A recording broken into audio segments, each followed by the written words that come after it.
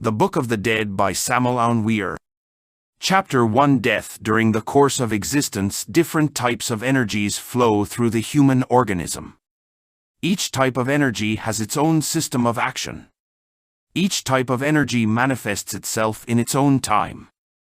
The motor and muscular force manifests itself 4.5 months after conception. This is related to the birth of the respiratory and pulmonary function. At 10.5 months, growth with all its marvelous metabolisms and conjunctive tissues. When the child is between 2 and 3 years old, the fontanelle of the newly born closes and the cerebrospinal system is completely formed. The human personality is formed during the first 7 years, and at 14 years personal energy appears and, flowing domineeringly through the sympathetic nervous system, sex appears at 35 years in its transcendental form of creative emotion. It is upon reaching this age that we can make what is called soul. Normal man does not have a soul, or rather, he still is not a man, he doesn't even have a soul. The intellectual animal falsely named man is a machine controlled by the legion of the ego. This is pluralized. I must read a book, says the intellectual function. I am going to a football match, says the motor function. I am hungry, I shall not go anywhere, states the digestion. I prefer to find a woman, says the ego of passion, etc., etc.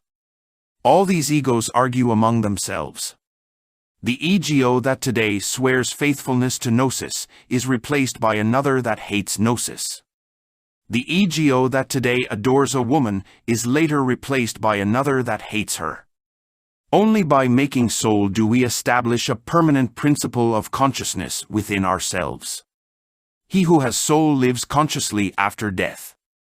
The soul may be created with the accumulation of the finest energies the organism produces, and the crystallization through supreme efforts to make one self-conscious in a total and definitive way.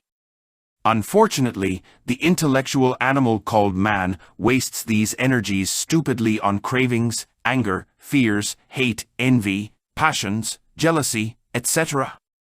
It is urgent that we create conscious will. It is indispensable that we subject all our thoughts and acts to the inner judgment. Only in this way can we know ourselves in depth in order to create soul. The ray of death reduces so-called man to a simple molecular quintessence, in the same way that a ton of flowers may be reduced to a single drop of essential perfume. Because the energy of death is so strong, it destroys the human organism totally. It is a current of such high voltage that it inevitably destroys the organism when it travels through it. As a flash of lightning can tear a tree apart, so the ray of death reduces the human body to ashes. It is the only type of energy that the body cannot resist. This ray connects death with conception. The two extremes meet. When the essence is detached from the old body on the terrible impact of the ray of death, a tremendous electrical tension is produced on a key note, the axiomatic result of which is the movement and combination of the determining genes of the future physical body. This is how the fine constituents of a fertilized egg are arranged in the corresponding order, having electrical tension and the key note of death for a basis. What continues? Two things go to the grave. The first is the physical body, and the second is the human personality. As we have already said, the latter is formed during the first 7 years of infancy and is strengthened with experiences. Sometimes the personality wanders through the cemetery or leaves its grave when the mourners visit and bring flowers. But the personality soon disintegrates. The personality is energetic and atomic. The personality is perishable. There is no future for the personality of a dead person, it is mortal. The personality is not reincarnated. The personality is a child of its time and dies in its time. What continues is the essence, that is to say, the ghost of the dead person. Within the ghost, the reincarnate ego, the self is found. This is the legion of devils which continues. It is a mistake to divide ourselves between two egos, one a superior sort and the other inferior. The ego is a legion of devils which normally develops within us, that is all. A lot is said in occultist literature about a superior ego, about a divine ego, but in fact the so-called superior ego is not an ego. The divine being transcends an egoism. That which does not have a profane name is the being, the inner. The essence is molecular. The essence, the ghost of the dead person, normally lives in the molecular world. On dying we leave the cellular world and enter the molecular world. In the molecular world we use a molecular body. The Tibetan Book of the Dead says the following: O noble by birth, your present body being a body of desire, is not a body of gross material, so now you have the power to pass through any mass of rocks, hills, boulders, earth, houses, and Mount Meru itself, without meeting any obstacle. You now have possess the power of miraculous actions, which is not the fruit of any samadhi, but the power which comes to you naturally. You can instantaneously be in any place you want. You have the power to get there in the time it takes a man to open and shut his hand. Do not desire the various powers of illusion or of changing form, do not desire them. The vital body in the human organism, there is a thermoelectrical magnetic body. This is the vital body. This body is the seat of organic life. No organism could live without the vital body. Each atom of the vital body enters into each atom of the physical body to make it vibrate intensely. All chemical, physiological, and biological phenomena, all phenomena of perception, all metabolic processes, all action of calories, etc. have their basis in the vital body. In fact, this body is the superior section of the physical body, the tetra-dimensional body. In the last instant of life, this body escapes from the physical organism. The vital body does not enter the grave. The vital body floats near the grave and disintegrates slowly as the corpse disintegrates. Only the corpse and the personality of the dead man go to the grave. The vital body has more reality than the physical body. We know very well that the physical body changes totally every 7 years and not a single old atom remains in the body. But the vital body does not change. Contained in this body are all the atoms of childhood, adolescence, youth, maturity, old age, and decrepitude. The physical body belongs to the world of 3 dimensions. The vital body is the body of the 4th dimension. The 5th dimension, the ghosts of the dead live in the 5th dimension. This is eternity. Length, width, and depth are the 3 dimensions of the cellular world. Time is the 4th dimension, eternity, the 5th dimension, and that which is beyond eternity and time corresponds to the 6th dimension. In fact, liberation begins in the 6th dimension, the world of the divine spirit. It is the electronic world of the 6th dimension. All those who die enter the 5th dimension. Eternity opens to devour the dead and then expels them from its bosom to return them to the world of time and physical form. The dead are expelled from eternity because they still do not have being. Only those who have being can live in eternity. The being is the intimate, the spirit. It is necessary to work first with molecular material to make soul and then to refine the energy of this soul to a higher grade, to make spirit. It is necessary to transmute molecular material into electronic material and cause the fission of the atom, to liberate the sacred fire that converts us into divine spirits. Chapter 2: The Angels of Death. Contemporary positivist philosophy is based on the existence of matter, materialism, and energy. There have been many arguments about force and matter, but these latter continue in spite of all speculations, X, Y, unknown.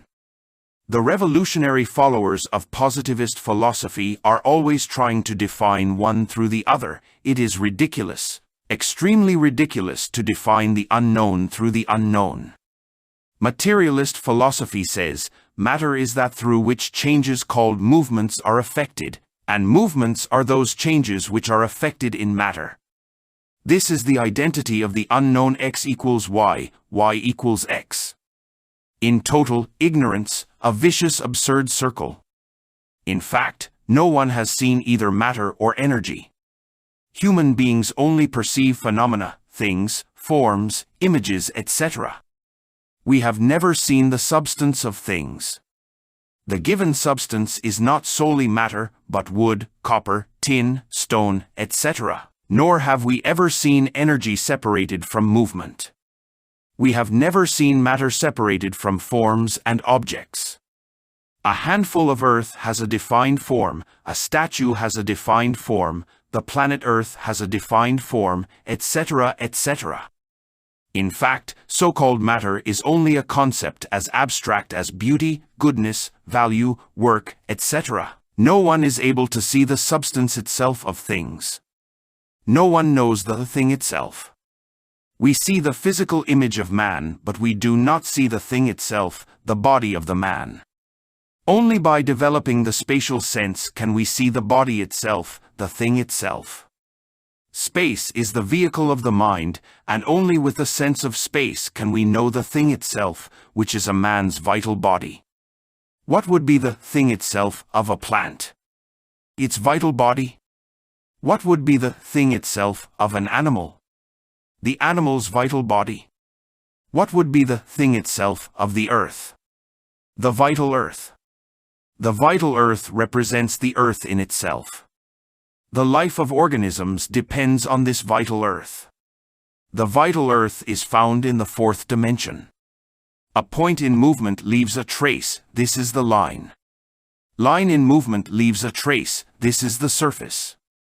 A surface in movement is converted into a solid, and a solid movement is converted into a hypersolid. In fact, the hyper-solid is the thing itself, the hypersolid belongs to the fourth dimension. We can only see hypersolids with the spatial sense. In fact, the temporal sense is only the surface of the spatial sense. Upon leaving itself, the point is converted into a line. When the line leaves itself, it is converted into a solid. The solid, leaving itself with a movement in space, is converted into a hypersolid. Hypersolids are contained within solid bodies. If the vital body moves to the outside of an organism, the organism inevitably disintegrates. The vital body belongs to the fourth dimension and the human essence to the fifth dimension. The angels who govern the processes of conception normally live in the fourth dimension, and those who govern death, in the fifth dimension. The first connect the ego to the zoosperm, the second break the connection that exists between the ego and the physical body. The angels of death are in themselves perfect men. The loss of a loved one is very bitter, and it might seem that the angels of death are too cruel, but in fact they are not, even though this may seem incredible. The angels of death work according to laws, with supreme wisdom and great love and charity. We can only understand this clearly when we identify ourselves with them in the molecular world and in the electronic world. The angels of life give a human being a vital body so that he may live. The angels of death take life from a human being. They do this by cutting the silver cord. This cord corresponds to the umbilical cord, and it is sevenfold in its inner constitution. The angels of life connect the molecular body of the disincarnated person with the zoosperm, so that it acquires a new body. In fact, the silver cord is the thread of life which the angels of death break on the appropriate day and at the right time, in accordance with the law of destiny. This marvelous thread belongs to the superior dimensions of space and can only be seen with the spatial sense. The dying often see the angel of death as a quite horrible skeletal figure. In fact, what happens is that he dresses in the clothes that suit his job. In practical life, the policeman wears his uniform, the doctor his white coat, the judge his gown, the priest his habit, etc. The funereal clothes and the skeletal figure of the angels of death horrify those who still have not awakened consciousness. The funereal symbols of the angels of death are the sickle that cuts down life, the skull of death, the long-eared owl, etc. Outside their work, the appearance of the angels of death is that of beautiful children, sublime maidens, venerable masters, etc. The angels of death are graded in the form of hierarchies. There are grades and levels among them. The angels of death have their temples in the molecular world. They also have their grades and their palaces and libraries. There, in the immensity of the great ocean of life, there exists a funereal palace where one of the imperial genies of death has its dwelling place. Its face is that of an ineffable maiden and its body like that of a man. This marvelous being is totally androgynous. This marvelous being is a divine hermaphrodite. Thousands of angels of death work under its direction. In its library there are thousands of molecular volumes where the karmic names and dates of all those who must die are written, each with its own day and time according to the law of destiny. The science of death is terribly divine.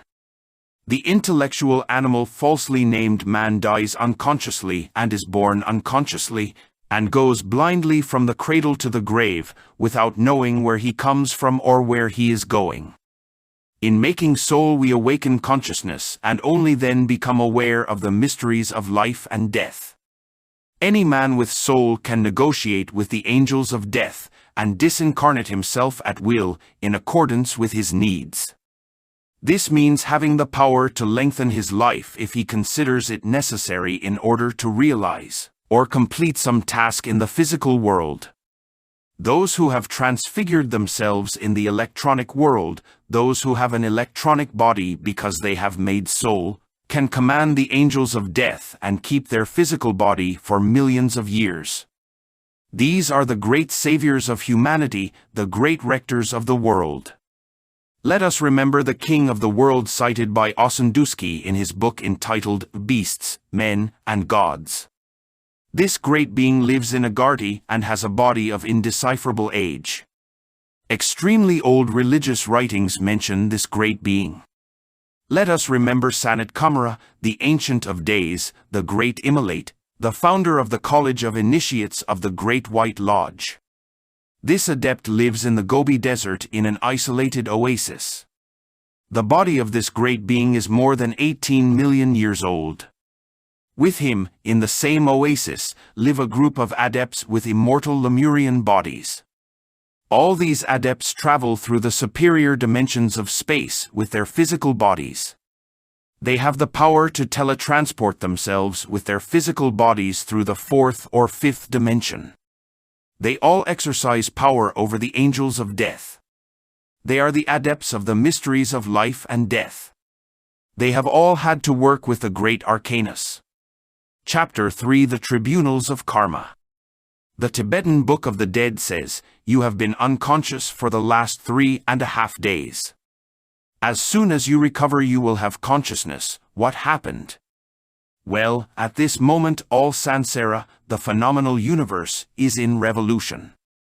Admission to the electronic and molecular worlds at the moment of death is a tremendous test for man's consciousness. The Tibetan Book of the Dead states that at the moment of death all men fall into a faint that lasts 3.5 days. Max Heindel, Rudolf Steiner, and many other authors sustain that in these 3.5 days the disincarnate ego sees its whole life pass in the form of images, in retrospective order. The said authors state that these memories are contained in the vital body. This is true, but it is only a part of the truth. The images and memories contained in the vital body and its retrospective vision is only an automatic repetition of something similar in the electronic world.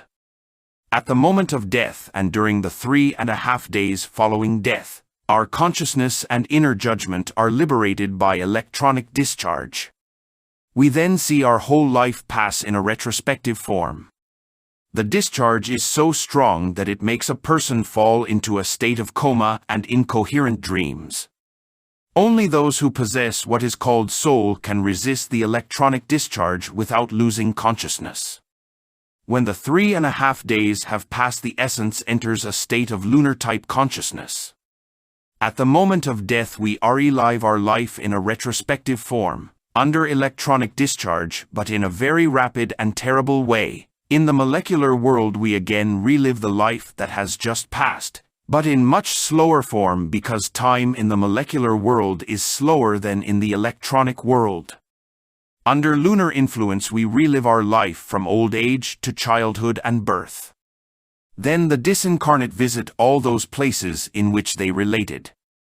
They relive each scene of their life, saying and doing the same as they did in life, feeling joy for the good works and profound moral pain for the bad.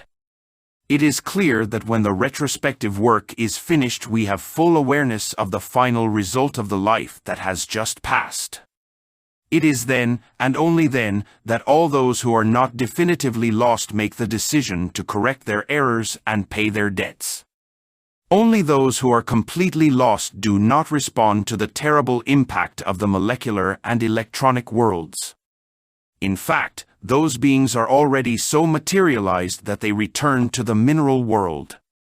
This is the Christian hell, Ammit, the Egyptian monster, devourer of the dead, with its giant crocodile jaws, the devourer of hearts, the cosmic vultures that consume the waste and leftovers of humanity, the Roman Avernus, the Hindustan Avicii, etc. All the planes of existence mentioned by Theosophy may be perfectly synthesized in 4 regions: hell, earth, paradise, and heaven. That is to say, mineral world, cellular world, molecular world, and electronic world. The final judgment is what decides the fate of the disincarnate. When the retrospective work is finished, we have to present ourselves before the tribunals of karma. In these tribunals we have to answer charges. The ruling of the judges is definitive. It is incorrect to say that all beings pass to the regions of paradise or to celestial-type states of happiness after judgment. In fact, only a very small minority of beings pass to the ineffable regions mentioned by Theosophy. The final judgment divides the disincarnate into 3 groups: 1st_ those who return immediately, 2nd_ those who rise to paradisiacal and celestial states and return much later, 3rd_ those who enter the mineral kingdom, hell. Chapter 4. The 4 circles. Our solar system is a complete body with 4 complete circles. The circumference of each of the circles has its respective time pattern. The circle of the mineral region called hell or Avicii etc. has a time scale that goes from 80 million to 80 years, a terribly slow time, very appropriate for all the mineral processes which take place within the earthly crust in that kingdom called hell or Avicii. The circle of cellular life extends from 60 years to a month, and within this time all organisms that live on the surface of the earth normally develop. The circle of molecular life extends from 1 month to 40 minutes and measures all phenomena and happenings of the molecular world. The molecular world is the region or regions of the atmosphere, the paradise of all religions. The circle of electronic life oscillates between 40 and 2.5 seconds. This is the time of the celestial regions with which the phenomena of light and solar happenings are measured. Avicii, the infernal region of Avicii, is within the mineral crust of the earth. Avicii is below the limits of external sensory perception. Avicii belongs to the densest mineral regions. Avicii could never be discovered with the physical senses because it belongs to the ultra. Avicii has 7 terribly dense regions. Avicii is symbolized by the inferno of the great religions. Inferno derives from infernus, lower region, the atomic infernos of nature. These are the submerged worlds within the Earth's interior. When a human being has become too materialistic, too lazy, then after judgment he enters Avicii. The Tibetan Book of the Dead says, on falling there, you will have to suffer unbearably, where there is certainly no time to escape. Those who become more and more evil end up entering the kingdom with which they have more affinity. This is the kingdom of rocks, where the petrified fossil remains of those who were once living creatures abide. These are the people with hearts of stone, hearts of flint, etc. These people no longer respond to any kind of punishment, and each time that they return, all they do is work in evil and for evil. They love evil for evil's sake. Because of their persistence in crime, because of their exaggerated materialism, they have become in some way mineral. This is the melting pot, the aim of which is to liberate a fraction of the causal particle, the prime material, the psychic product, a type of embryo soul shut up in the diabolical mineralized host. In Avicii, those who are lost are involuted in time. From the human state they evolve to the animal state, then they return to the plant kingdom, and lastly to the mineral. Afterwards they disintegrate, are reduced to cosmic dust. When these shadowy entities disintegrate, something escapes inwards and upwards. What escapes is the embryo of the soul, the prime material that returns to the world of the spirit. Let us remember the vision of Er, who says, "And he said as they arrived, all returned joyfully to the meadows and camped there as if in a congregation. And they talked among themselves, some moaning and crying, when they remember the terrible things that they had suffered and seen on their journey under the earth. They said their journey had been 1,000 years. Because, depending on the errors each man had committed and the number of people he had harmed, he suffered, successively, 10 times for each one. Every 100 years they paid, because 100 years counts as the life of a man, and so it was that evil works were paid for 10 times over. The cellular region, the return of the human essence, begins with conception. The trio that starts our life, conception, gestation, birth, is marvelous. It is amazing to think that man begins as a cell, subject to the rapid time of cells and living in the world of cells. It is extraordinary to know that after about 80 years his human life ends overcharged with memories. The inner processes that begin conception are extremely rapid, but as time passes become slower. All organic processes become slower. In fact, the relativity of time does exist. Human gestation lasts 10 lunar months, infancy 100 lunar months, and life more or less 1,000 lunar months. The electromagnetic trace that the life of a man leaves in the instant of death is imprinted firmly on the conception of the fetus. The path of life is formed with the hoof marks of the horse of death. Death, judgment, and conception make a perfect trio. At the moment of death, says a book called Tibetan Doctrine, the 4 sounds called sounds that inspire sacred terror are heard. That of the vital force of the element earth, a sound like the collapse of a mountain, that of the vital force of the element water, a noise like that of ocean waves, that of the vital force of the element fire, a sound like that of a forest fire, that of the vital force of the element air, a sound like that of 1,000 thunderclaps echoing simultaneously. The place in which one seeks shelter, fleeing from these noises, is the womb. When the zoosperm unites with the ovum, gestation begins. The cell with which human life begins has 48 chromosomes. This clearly speaks of 48 laws that govern the human organism. There are 48 controls that regulate the human organism. The chromosomes are divided into genes. 100 or so make a chromosome.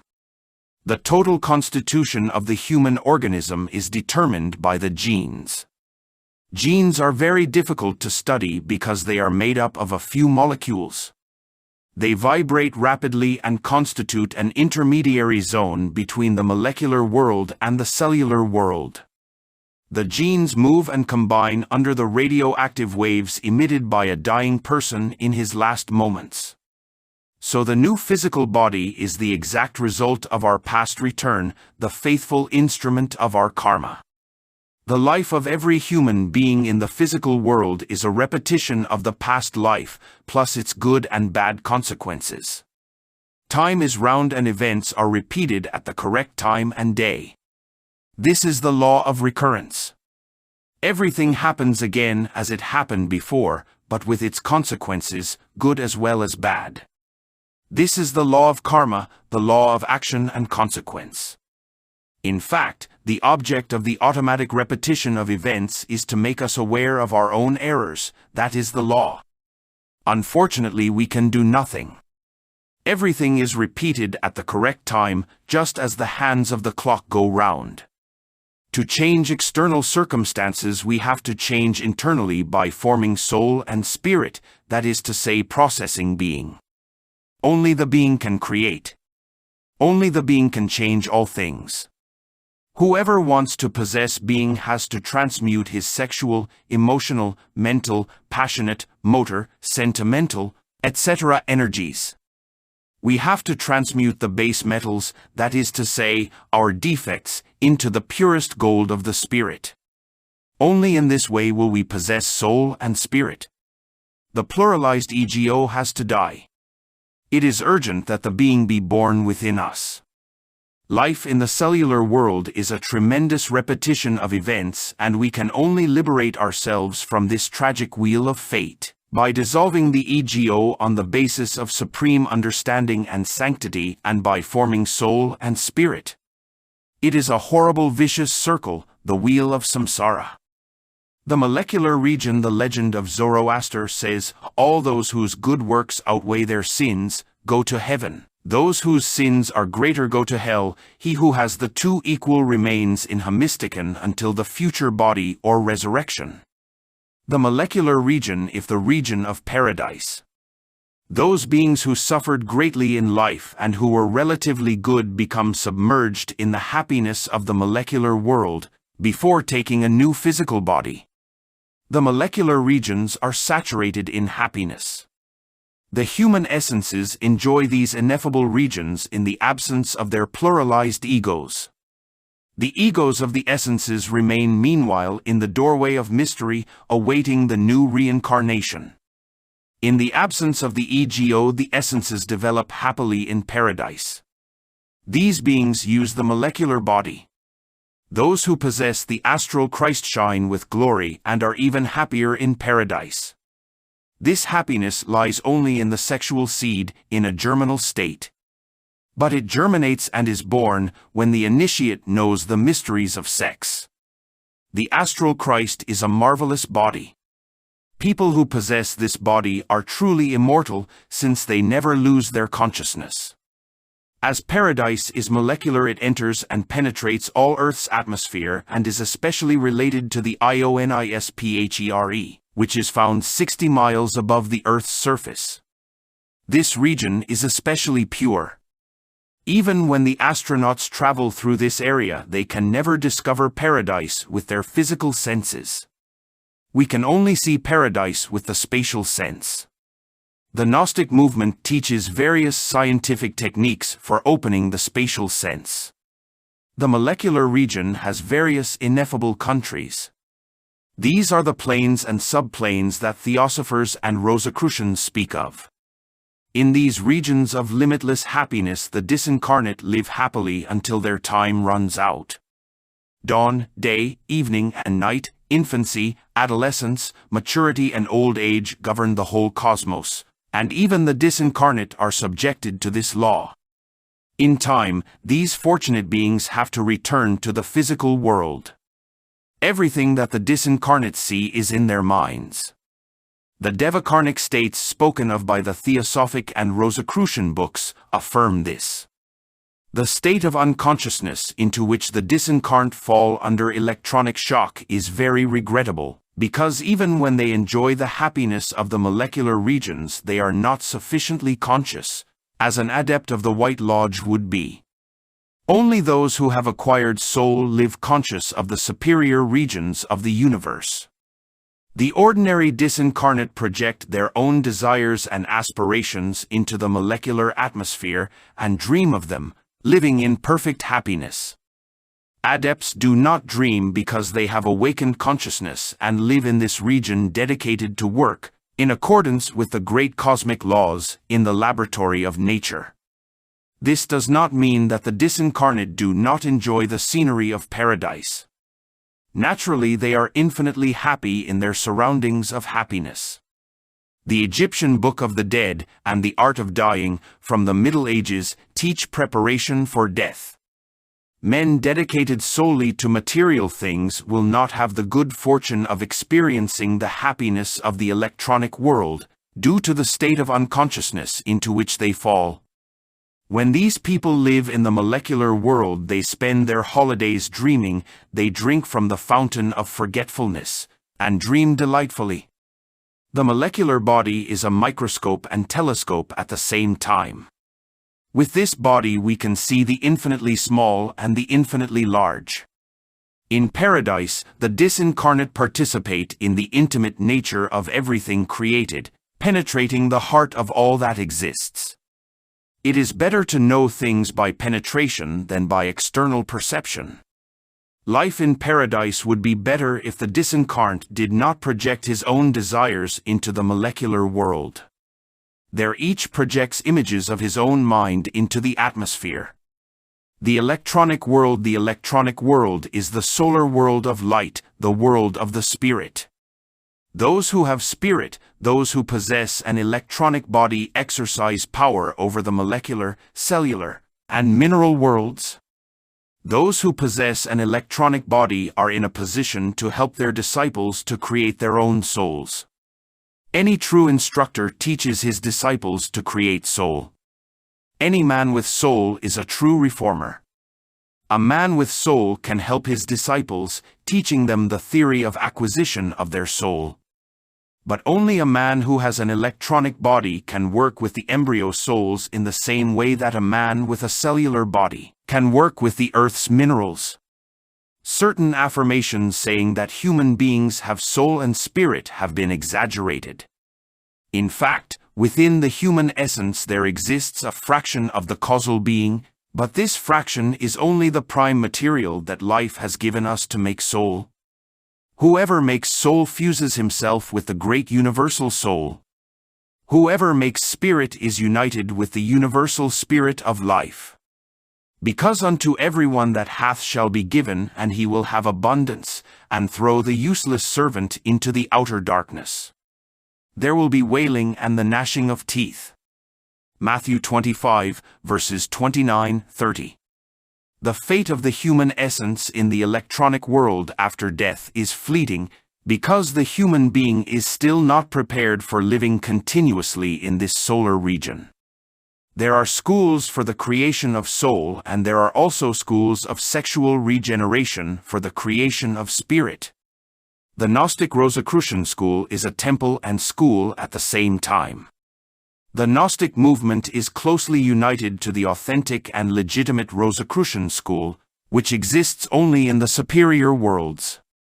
Our universal Christian Gnostic movement teaches the real path of regeneration. Our school teaches the creation of soul and spirit.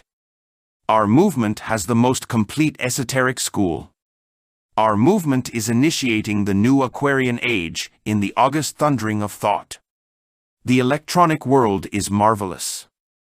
In the molecular world, light and sound are diffused 100 times more rapidly than in the cellular world, but in the electronic world they travel instantaneously, not along a line like in the cellular region, nor across an area like smell, but across a volume of space, and, being independent of atmosphere, they can travel to the sun in 7 minutes.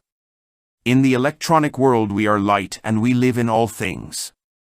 There, we experience the tremendous reality of unity of life. Electronic bodies move freely with the great light in divine space. The human consciousness dressed with an electronic body includes within itself the life and consciousness of all the beings of the universe. This is yoga, the union with God. All those who acquire spirit have to live the drama of the inner Christ in their practical lives, their homes, in their towns, among their people. This is a cosmic drama that has existed since before the coming of Jesus. The essence of the drama, its principal event, is the death of the initiate and his supreme surrender to the Father. This happening takes place amidst lightning, thunder, and great earthquakes. The transfiguration of the principal person to the electronic world, the acquisition of spirit, is something magnificent and terribly divine. In these instants, the electronic force is displaced and the vertical fracture of all planes of cosmic consciousness opens the inner worlds to the ordinary perception of the man in the street for a moment. Then, all the marvelous things that the Gospels tell of when Jesus died on the cross take place. The earth trembles, graves open, the saints are resuscitated, and they all cry out, "Truly this is the Son of God." The Gnostic movement is an organization with more than 3 million members throughout the world. The Venerable Master, Samael Aun Weor, is the great avatar of the Aquarian Age. He is the founder, president. Samael Aun Weor is a master of the greater mysteries, and all that has been hidden from human beings for centuries and has been the privilege of the few initiates of humanity, all that is hidden in the sacred books of all the religions of all times, all that remained hermetically sealed in the sacred temples of the great civilizations that have preceded us in the course of history, all is revealed by this master, without any veil, for the redemption of humanity. Gnostics are practical. With these teachings you will be able to develop your occult powers to see, hear, touch and feel the angels, archangels, seraphims, potencies and virtues, etc. With our practices you will even be able to reach union with God.